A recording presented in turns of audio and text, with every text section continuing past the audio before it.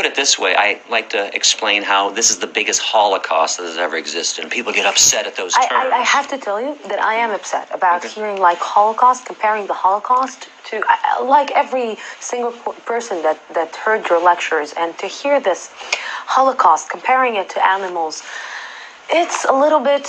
Well, let me explain. You know what? And I'm not even Jewish. Okay. But it's hurt me. Well, let me explain how this Holocaust is actually worse. I'm offended that we compare human Holocaust to the animal Holocaust, which is the biggest Holocaust in the history of humankind.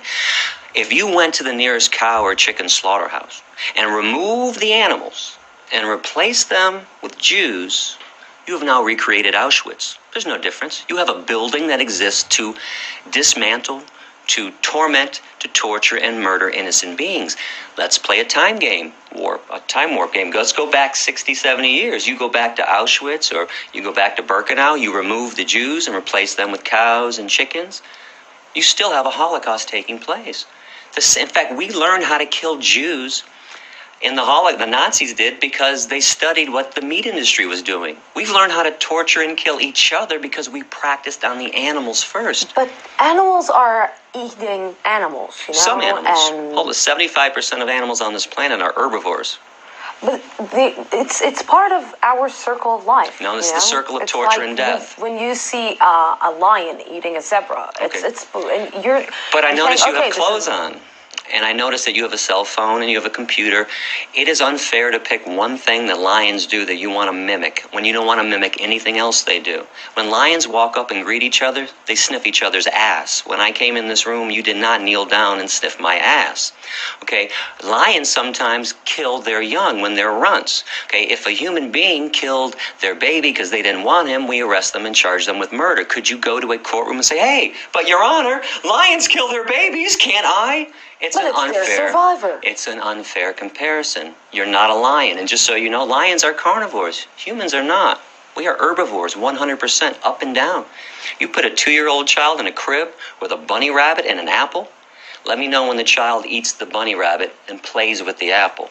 We are purely herbivorous. We have no carnivorous or omnivorous instincts whatsoever. And physiologically, if your jaw moves from side to side in a grinding motion and you chew, you're 100% herbivore. If you were a meat eater like a lion, your jaw would only go like this, up and down, rip and swallow. If you sweat through your pores to cool yourself, you're herbivore. What is your main purpose? Because most of the world won't become vegan.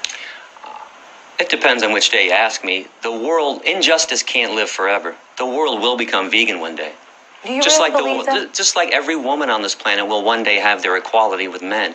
Just like one day, all oppression will fall by the wayside. Injustice doesn't live forever. And it seems insurmountable, don't get me wrong. I mean, I'm in the trenches, believe me. It looks like and seems like it can't happen. But remember, it took 400 years to convince white people in America not to own black people. You can see why this is taking so long. We can't even treat each other with kindness, let alone treat the chickens and the pigs and the turkeys and the insects of the world with kindness. But I think we can treat each other with kindness one day once we learn how to treat the animals with kindness. You know, I'm feeling a little bit uncomfortable because I just had a steak for lunch, and I'm not convinced 100% that I should stop eating meat for the rest of my life. It's not that I'm eating meat every day, but I do love my steak on the plate once a week. So you have now 2 minutes to try to convince me eat meat once a month. I don't want to convince you to do it once a month. I want to convince you never to do it. Okay, you have to put yourself in the animal's position. Imagine that you were raped to impregnate yourself. Okay, somebody raped you to impregnate you. You gave birth to this baby. This baby was stolen from you at birth. That baby was fattened up with corn and soy and wheat and oats. That baby was put on a concentration camp truck, sent to a slaughterhouse, hung upside down, fully conscious in front of all of her own species, screaming, terrified, in fear, knife shoved into, her throat, cut up into pieces. Where's the justification for this? And it's not your steak. You said my steak. I'm very big on language. That steak was never yours.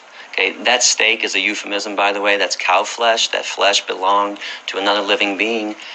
Where do humans get off owning and controlling living beings? Where do we get off thinking that we're the most special thing that has ever existed on this planet, when in reality, we're the most unspecial thing that has ever existed on this planet?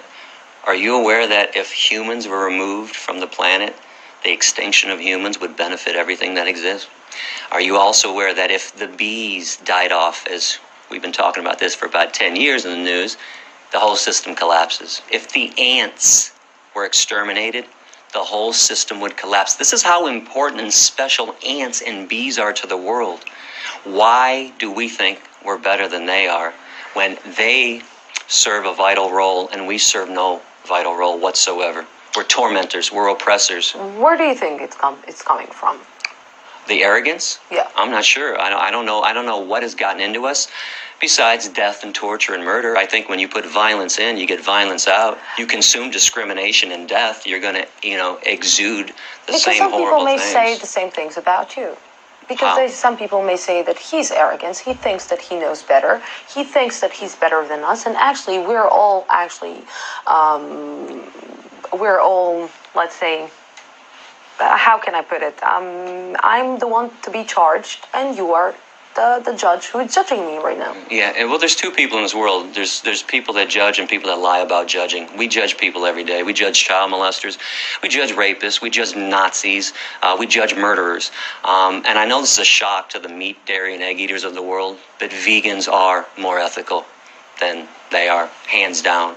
And, of course, just like a person that doesn't rape is more ethical than a person who does rape. Hitler was a vegetarian. Hitler was not a vegetarian. That's a complete lie. A complete and utter lie from Goebbels, his propaganda minister. Hitler did have a lot of power, didn't he? If he had all this power that he had, why didn't he mandate veganism if he were a vegan or a vegetarian? Do you know that Himmler, the guy that constructed all the gas chambers, was a chicken? Maybe he wanted to slaughter Jews. This is why he had another idea, other idea. Two of his biographers, Albert Speer and Robert Payne, talked about Hitler's love for liver dumplings and pigeon, which is known as squab. His main chef, Dion Lucas, wrote a book in 1964, the Gourmet School Cooking Book, and she wrote his favorite recipes, which were all meat-based recipes. This is the power of propaganda, the power of Goebbels, still alive and well. Do you know why people think Hitler was veg? Goebbels wanted to make Hitler seem as peaceful as somebody else in the world at that time who was loved and adored. And his name was Mohandas Gandhi.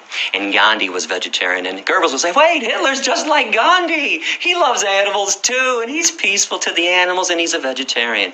He's not. And just so you know, all the concentration camps did have animal slaughterhouses there too.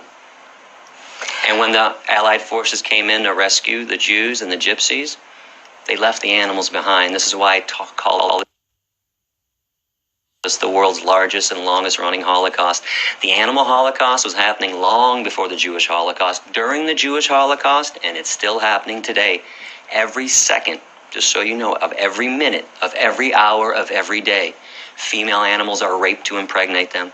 Every second, animals are being killed. Every 60 billion animals every year. Do you accept, or do you understand, or that people are calling you terrorist? Sure. What else are they going to call me? I couldn't sleep at night if they called me a compassionate human being, because I'm calling them out. And as we go back in time and look at all the other people that we adore now, collectively, we all agree, Gandhi and Dr. Martin Luther King and all these people, Rosa Parks and Cesar Chavez, do you know, they were not loved during their time. They were despised. They wanted to make change, massive change. It's only later on that a society looks back at revolutionary activists and says, oh, man, he was great. He was just trying to bring peace and justice. I'm trying to bring compassion to this world. It's amazing that I'm called a terrorist. And if I'm called a terrorist for saving animals, what do we call people that kill animals and torture animals and eat animals? One last thing before we have 20 seconds. What did you have for lunch? I had a vegan schnitzel and a vegan burger from the vegan shawarma place in town, my favorite restaurant. Vegan schnitzel, vegan shawarma, vegan schnitzel, vegan hamburger. Gary, thank you very much for coming to our studio, and thank you, our viewers, for being with us tonight. We will be back on Sunday, the same